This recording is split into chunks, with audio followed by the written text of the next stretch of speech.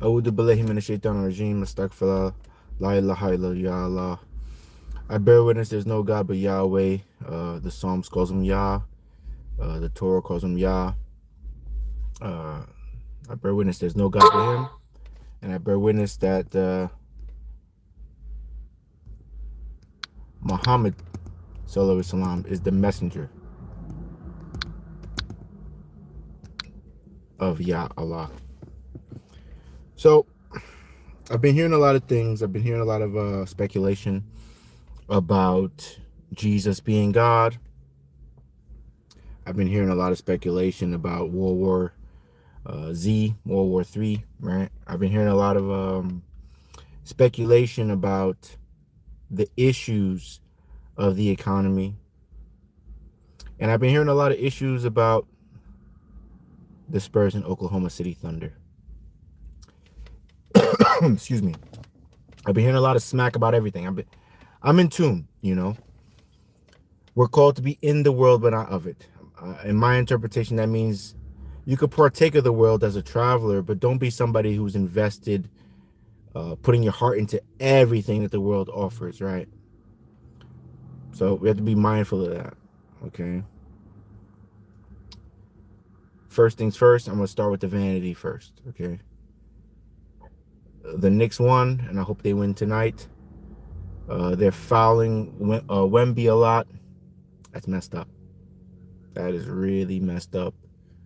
NBA has to really clamp down on that because the product, the integrity of the product, especially when gambling is involved. When gambling's involved, it's shady. It's shady, you know. You know how many times I put the over or the under, and, and then somebody goes out the game right when it's like, oh, really?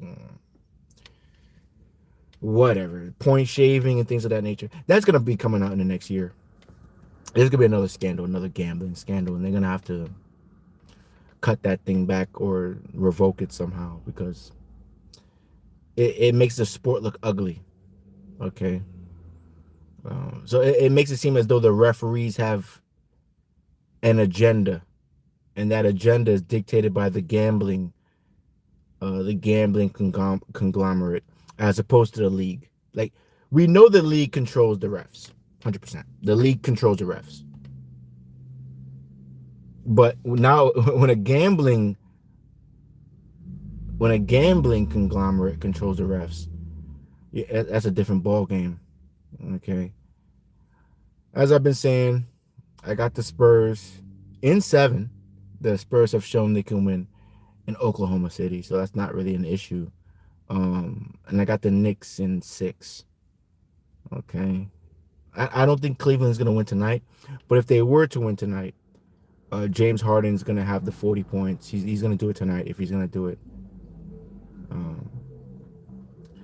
Now at the more serious matters, you know.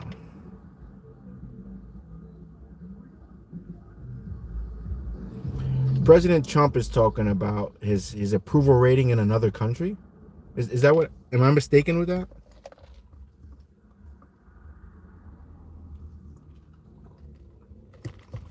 I saw it with my own 3 eyes. I saw it on X, and I'm like, WTF? Like, what's going on with that? What's your approval rating in the country you're meant to serve? 36%, 35%, 30% in some polls. And I used to disbelieve in polls until a couple of years ago. I got called. They called me for a poll, and I actually did one. So, hey, if you're 30%, if 3 out of 10 people like you, are you doing something right? It's 10 out of 10 people liking you mean you're doing something right. In a government sense, I guess, right? If you're serving the people and everybody, like, objectively, most of the people, generally everybody's content with your performance, that's a pretty good thing.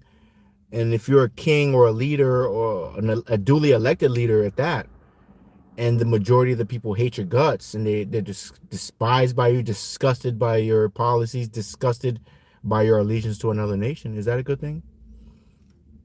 I usually would say Joe don't say, but now I'm going to be firm and say, no, that's not good. It's actually horrible. It's terrible. It's terrible. In a democracy, it is majority rules, right? In a democratic republic, it is majority rules. We vote for the representatives. We vote for the people that represent us. Okay, they represent us, and they're supposed to do the will of the people. They're supposed to manifest the will, the imaginations, the desires of the people.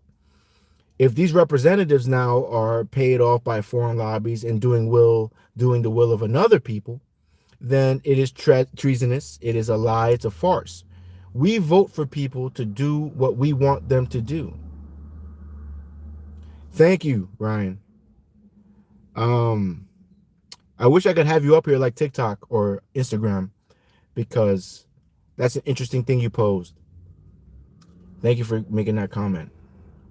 But I believe in a God that is ever living and does not unalive. I believe in a spirit God, a God that lets me have a soul through his spirit.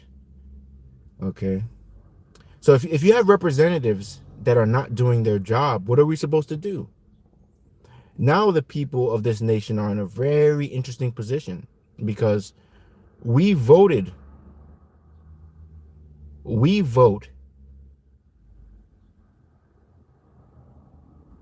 in good faith, thinking that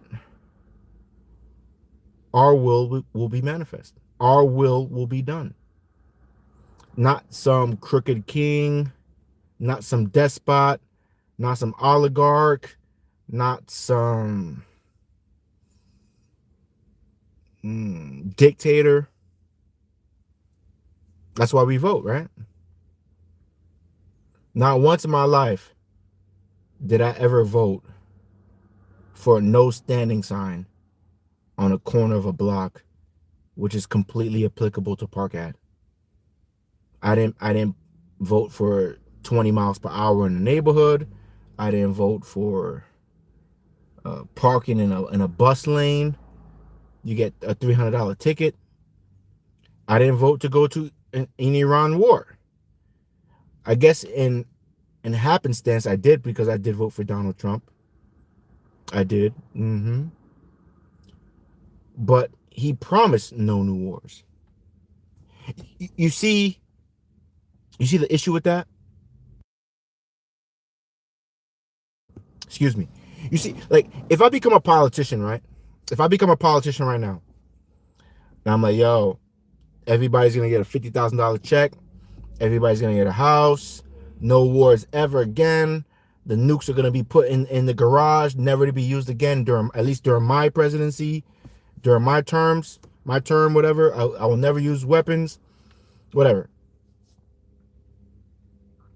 And then literally within a month of me being in office, every proclamation I made was reneged on. Why is there no consequence for that? And then I pardoned myself. No, you can't. You're not gonna get me, buddy. It's like,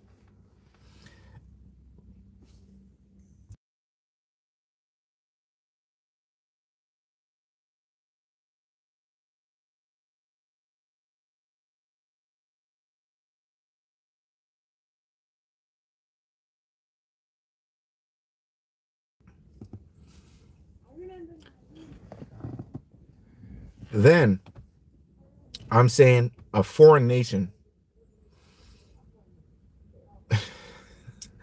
I'm saying a foreign nation has me at a 97% approval rating. Meanwhile, my nation has me at 10%. And people want to say there's not a conspiracy here. Of course there's a conspiracy. Excuse me. Of course there's a conspiracy. Of course the conspiracy is true. I'm not going out here yelling the N-word in people's face. I'm not antagonizing people. I work to be as peaceful as I can in my daily living. I work to get my money, support my family, financially, spiritually, emotionally, physically, in all ways I can to support my family and support the brotherhood of humanity. But it seems as though with every effort that people try to make, there is a system. There is a system. There is a system that attempts to drag people down. There is. No matter how successful I become financially, I will always acknowledge that there is a system that is designed to subjugate people to oppression. Think of it this way. Why are there millionaires that unalive themselves? They travel the world, they're famous actors, but they can't sleep. They have to take copious amounts of sleeping pills to go to sleep. You ever think about that? You would think, oh yeah, once I'm famous, everybody in the world knows me, I got all the money, I have all the resources I need, I won't want for nothing. Why don't they have peace of mind? Why are they still suffering despite having the material success? There's something more than material success that leads to peace of mind and happiness. Right? Like, just think about it. Hold on.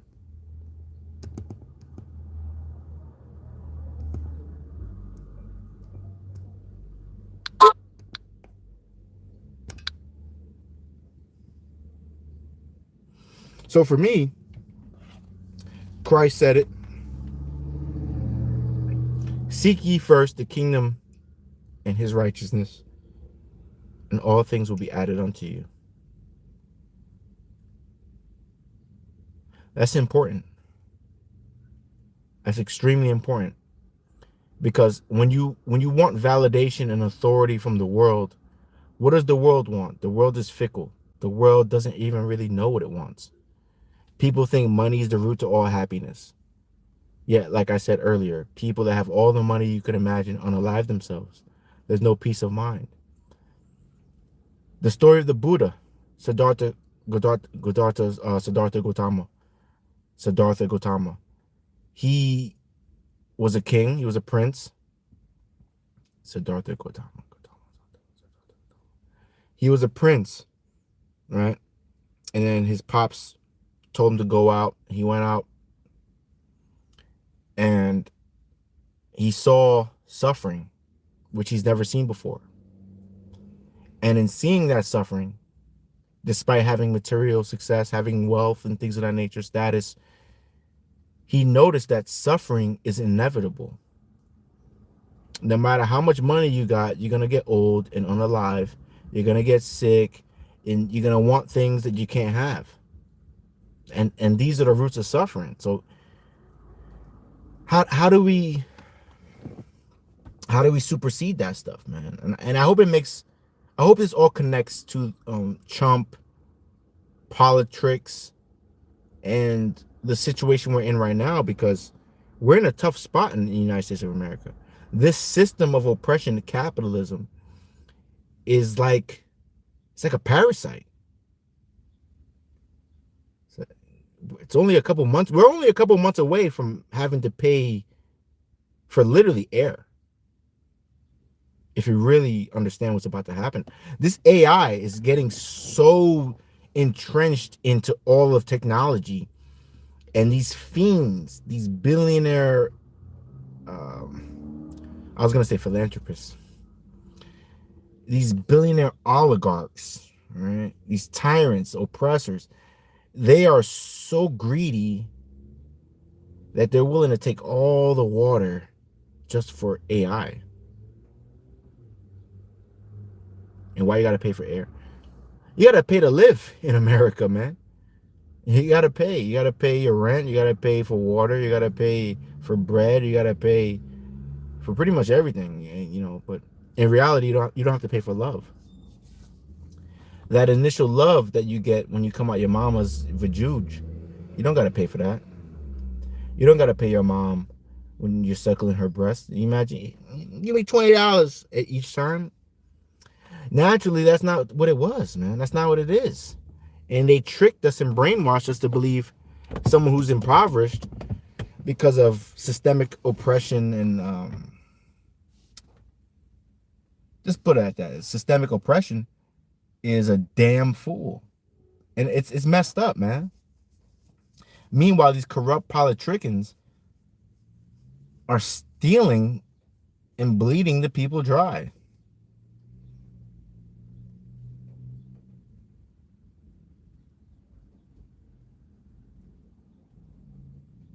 I'm gonna leave it at that.